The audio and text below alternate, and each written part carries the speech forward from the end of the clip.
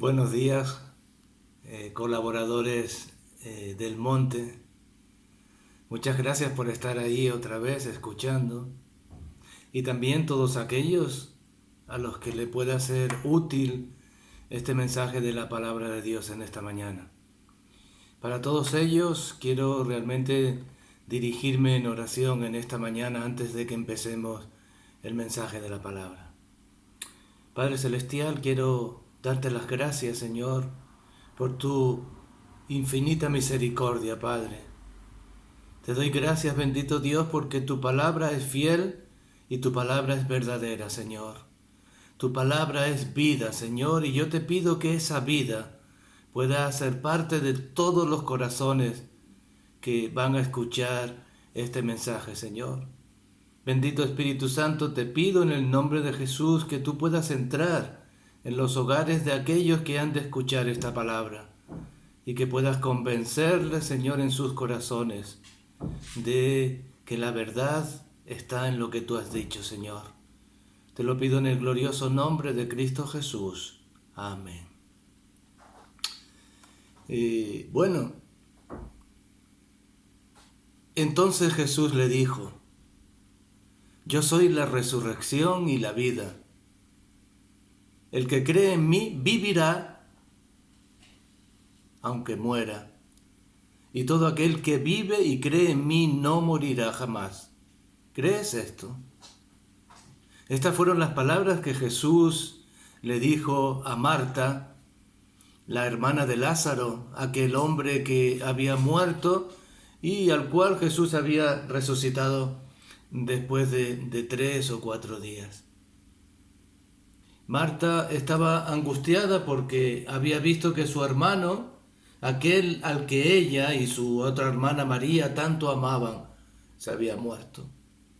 La esperanza había desaparecido de su vida y ella ahora se encontraba en un estado de pesimismo. De alguna forma le había entrado un espíritu de muerte, un espíritu de fatalidad, un espíritu de algo que se termina y que ya no tiene continuidad.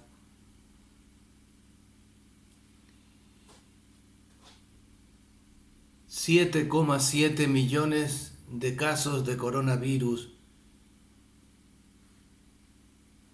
7,7 millones de casos de contagios de coronavirus en el mundo. 429.000 muertos en prácticamente todo el mundo. El mundo se ha teñido de fatalidad y un espíritu de muerte sobrevuela el mundo entero.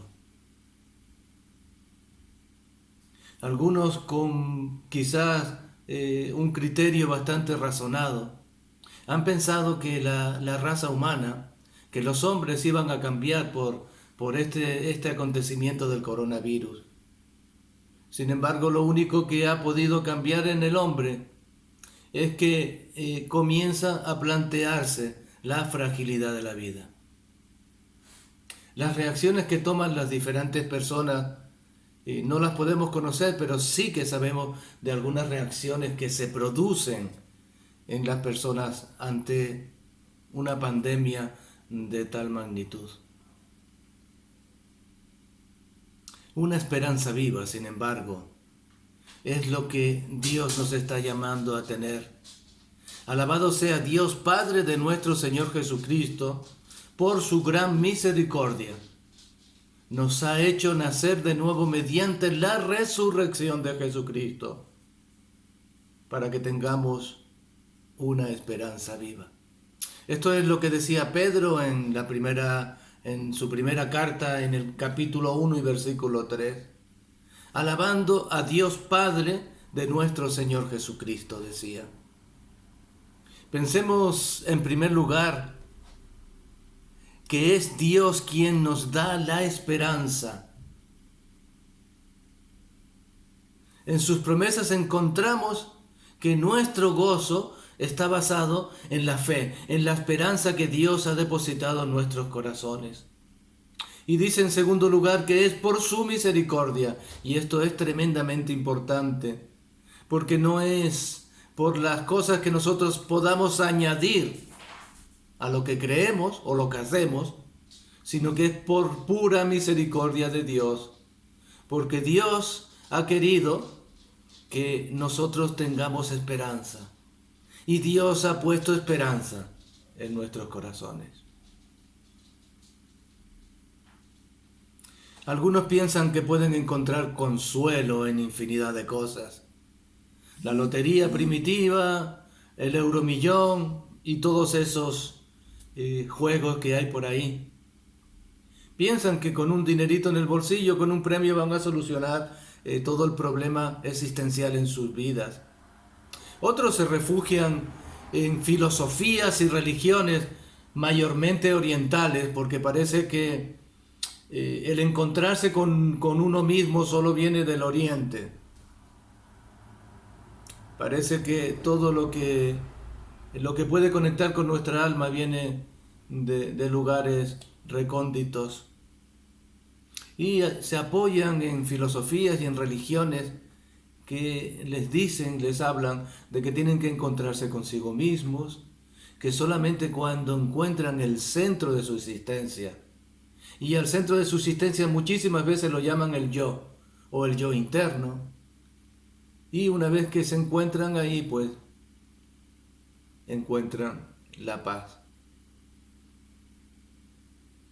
Algunos buscan también esa paz interior, esa esperanza viva, la buscan estudiando.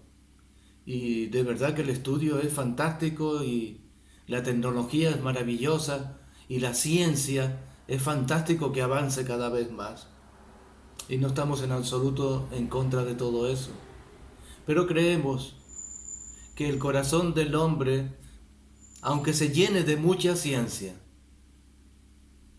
no llega a alcanzar la esperanza viva. Entiendan bien una cosa, es por su gran misericordia. Es porque Dios nos ha amado en Jesucristo y Él nos ha hecho nacer de nuevo en una esperanza viva. En Juan 3:16 encontramos para que todo aquel que en Él cree tenga vida eterna. El espíritu de muerte de nuestra vida jamás nos abandonará si no creemos realmente que Cristo Jesús ha venido para que todo aquel que en Él crea no se pierda, sino que tenga vida eterna. No existe otra cosa ni fuera ni dentro de nosotros en la que podamos hacer confianza y que nos dé realmente una esperanza viva. La esperanza de algo mejor solamente podemos encontrarla en Cristo Jesús, el bendito Hijo de Dios. Pero estamos hablando en esta mañana de un espíritu de muerte, versión o versus el espíritu de vida. Y estamos un poco haciendo referencia a aquella resurrección que hizo Jesús en Lázaro. Y sería bueno que nosotros también vengamos al relato bíblico para ver más claramente dónde se encontraba la esperanza de aquellos que seguían a Jesús en los primeros tiempos. Y encontramos en el libro de Corintios, en la primera carta de Pablo a los Corintios, en el capítulo 15 y los versículos 34 a 51. Y comienza Pablo en una versión de la palabra de Dios llega hoy, que me encanta, porque en la Reina Valera Pablo utiliza otra palabra, pero esta me encanta. Pablo utiliza una palabra fuerte en la versión Reina Valera del 60, donde le dice necios, pero en esta versión Pablo está diciendo entren en razón, salgan del pecado, entren en razón por un momento, enfréntense por un segundo con la realidad de las cosas. Salgan. Salgan, enfréntense y salgan. Y continúa Pablo diciendo, porque yo sé que algunos de ustedes no conocen a Dios. Y digo esto para que les dé vergüenza.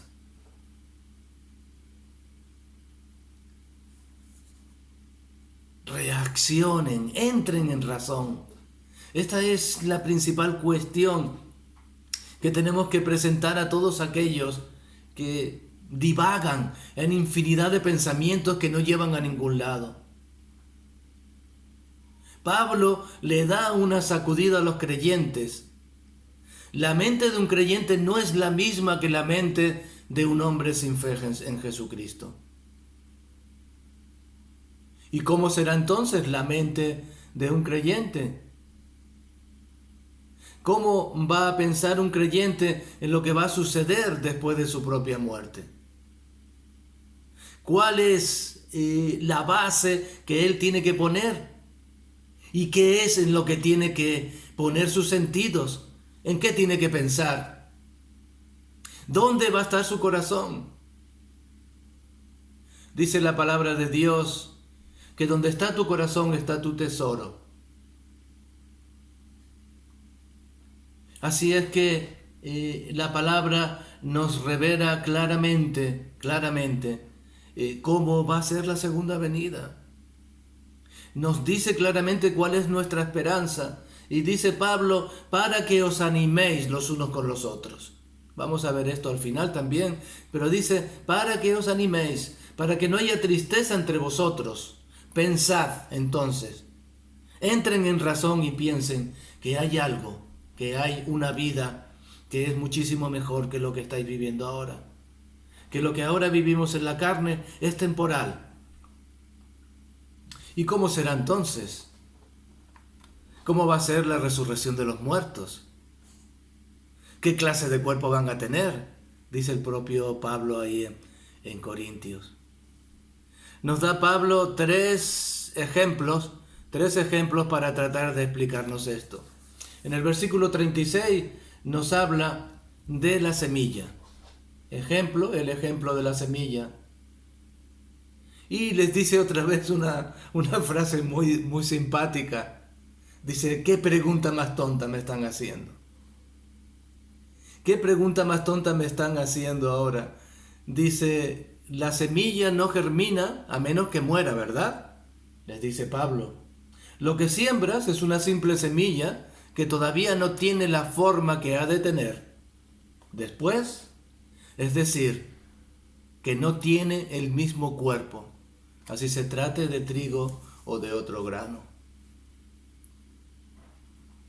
Desgraciadamente vivimos unos tiempos en los que nos está haciendo difícil ver a un agricultor sembrar, tirar, poner la semilla en el campo.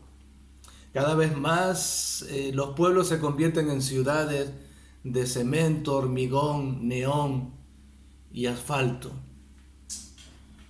Y cada vez tenemos una menor posibilidad de poder estar en contacto con la naturaleza y ver la simpleza, pero la maravilla del crecimiento de una semilla. ¿Qué pregunta tan tonta?, le dice Pablo a los que le están preguntando sobre la resurrección. A menos que la semilla caiga en tierra y muera, no podrá nacer en una nueva vida. Y el cuerpo de la semilla es un cuerpo, y el cuerpo que la semilla da después es otro cuerpo. Y vemos claramente que se diferencian un cuerpo de otro. Una cosa es el grano y otra cosa es la espiga. Una cosa es el grano y otra cosa es la flor. Dos cuerpos con diferente gloria. En segundo lugar, nos habla del ejemplo de la carne. No todas las carnes son iguales, dice. No todos los cuerpos son iguales. Los hombres tienen un cuerpo y los animales tienen otro cuerpo. Las aves tienen un cuerpo y los peces tienen otro cuerpo. Hay también cuerpos celestiales y cuerpos terrenales de la misma manera. Pero los cuerpos celestiales tienen un tipo de belleza, mientras que los cuerpos terrenales tienen otro tipo. Y después nos hace una tercera valoración o comparación entre el sol, la luna y las estrellas. El sol tiene un tipo de belleza y la luna otro tipo de belleza. Las estrellas tienen otro tipo de belleza y cada uno tiene una belleza diferente. De la misma forma, dice Pablo, así será en la resurrección de los muertos. El cuerpo que se pone en la tierra se pudre, pero el cuerpo que es resucitado nunca se pudre. El cuerpo que se entierra no tiene honor, pero el que resucita es glorioso.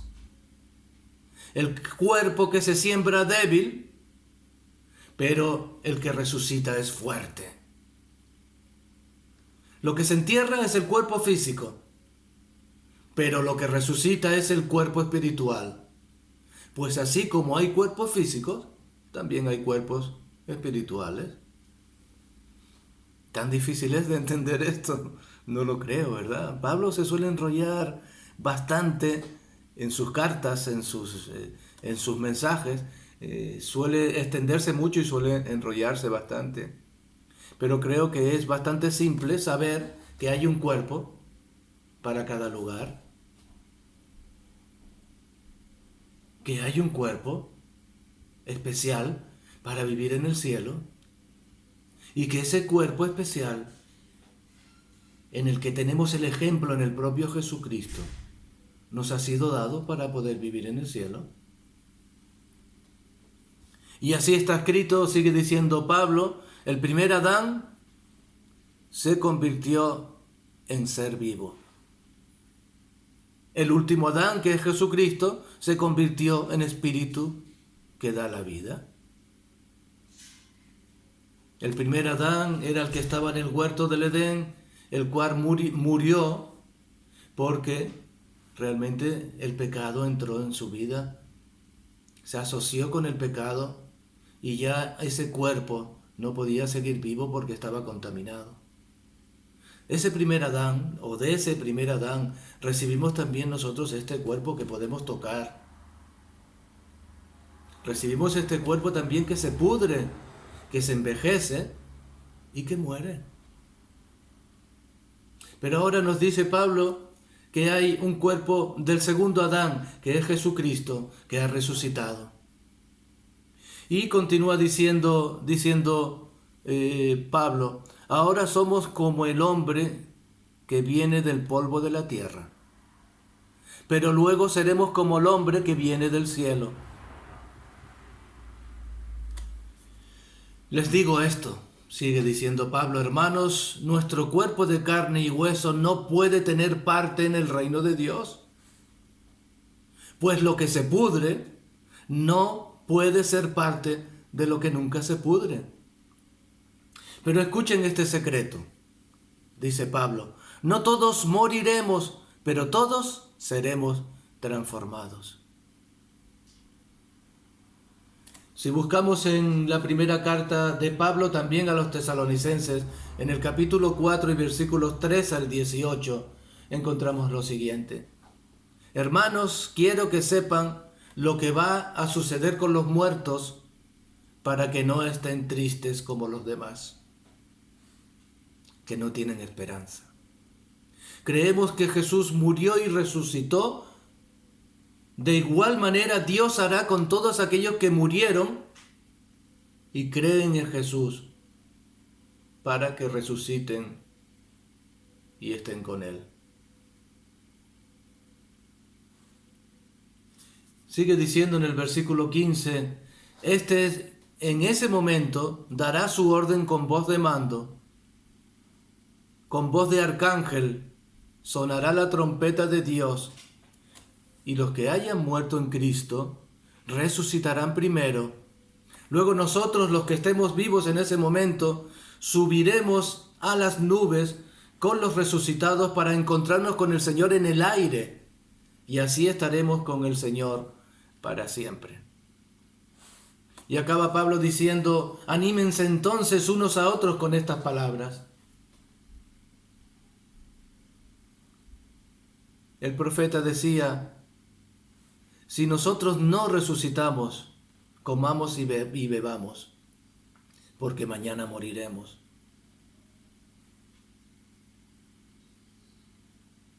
La resurrección era la base del mensaje de los apóstoles en los primeros tiempos. La resurrección, poner los ojos en la vida eterna, es la esperanza de todos los que creemos en Jesucristo.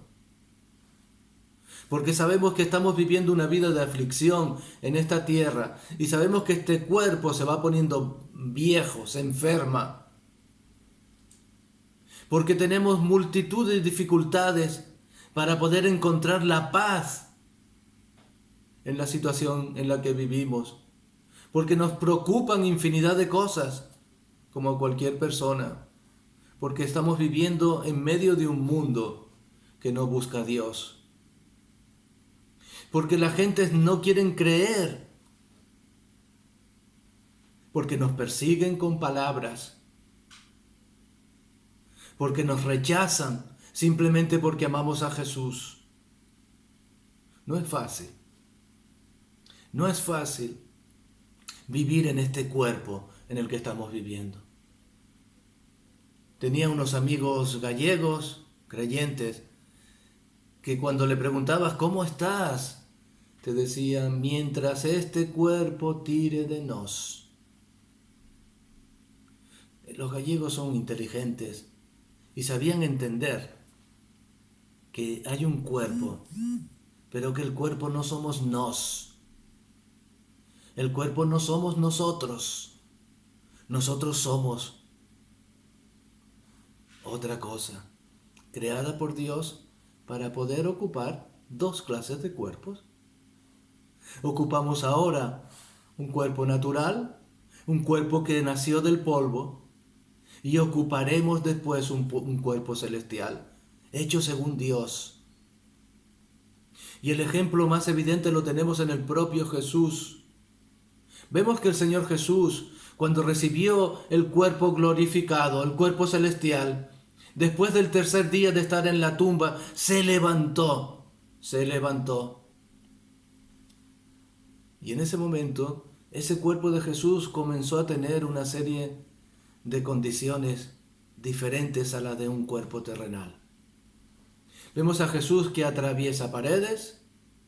Vemos a Jesús que se presenta en lugares que están separados a muchísimos kilómetros en un instante. Vemos a un Jesús que tiene un cuerpo reconocible por los demás, pero un cuerpo que ha sido transformado, un cuerpo que ya nunca más verá corrupción. Un cuerpo glorificado. Y la palabra de Dios dice que Jesús ha sido las primicias de la resurrección. Con lo cual, después de las primicias viene el resto de la masa. Jesús es el primogénito. Jesús es el Hijo de Dios, el que ha muerto pero que ha resucitado. Y en la resurrección de Cristo tenemos toda nuestra esperanza. Porque la palabra de Dios dice que si Cristo resucitó de los muertos, nosotros también resucitaremos. Anímense entonces entre unos y otros con estas palabras. Si Jesús ha resucitado, Jesús me va a llevar con Él en su resurrección. Y quizás sea yo uno de esos que ya ha muerto cuando el Señor venga y estoy en el polvo de la tierra. O quizás sea yo alguno de aquellos privilegiados que estarán vivos todavía cuando vuelva el Señor. Aquellos resucitarán primero y los que hayamos quedado después, pero todos subiremos juntos con Jesús. Y de la misma forma que le habéis visto irse, dice la palabra, volverá. La palabra de Dios es realmente increíble. Reconozco que este es un tema muy amplio que debería explicarse muchísimas cosas, y que se pueden hacer estudios inmensos sobre esto, la segunda venida de Jesús, qué pasará en los últimos tiempos. Y tenemos libros preciosos en la palabra de Dios como el Apocalipsis, Isaías, Daniel, Zacarías, donde encontramos textos preciosos de todo esto. Pero hay una cosa que es real. Hay una cosa que es completamente asumible. Hay una cosa que es completamente entendible, que podemos razonarla, los hijos de Dios. Y es que Jesús va a volver. Que Jesús volverá pronto además. Y que cuando vuelva Jesús, nos tomará con Él para que estemos donde Él está. Jesús nos ha concedido un nuevo cuerpo, precioso, sin fallos. Un cuerpo donde dice la palabra que lo cojo ya no será cojo, ni lo que es ciego será ciego. Un cuerpo con el que vamos a poder vivir lo que nunca jamás hayamos podido imaginar. Y ese cuerpo, ese vestido para poder caminar en el reino de los cielos, nos ha sido prometido por Jesucristo, para que todos aquellos que en Él crean tengan vida eterna. Y esa vida eterna está en Jesús. Y ese Jesús no está lejos de ti.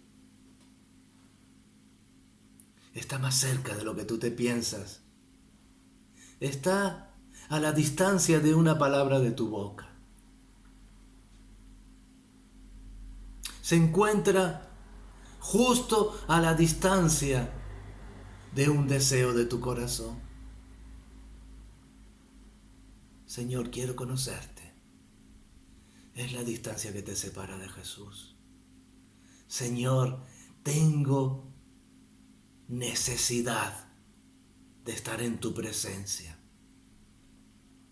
Y el que viene a mí, no le echo fuera, dice el Señor Jesús, sino que le resucitaré en el día postrero. Jesús está más cerca de ti de lo que te puedes imaginar. Solo tienes que decirle, Señor, quiero conocerte. Y le vas a conocer. Que el Señor te bendiga. Vamos a seguir semana a semana, si Dios quiere, escuchando la palabra de Dios. Y si tú eres un privilegiado que puedes ver este vídeo, entonces te digo que también eres un afortunado, porque es el momento de que tengas una relación personal con el Señor. Para los que ya creen, para los que ya somos creyentes, decirle, acabar con lo mismo que Pablo acaba en el libro de Tesalonicenses. Anímense,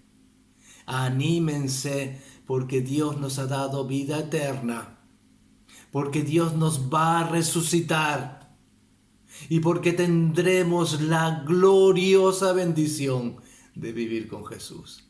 Que el Señor les bendiga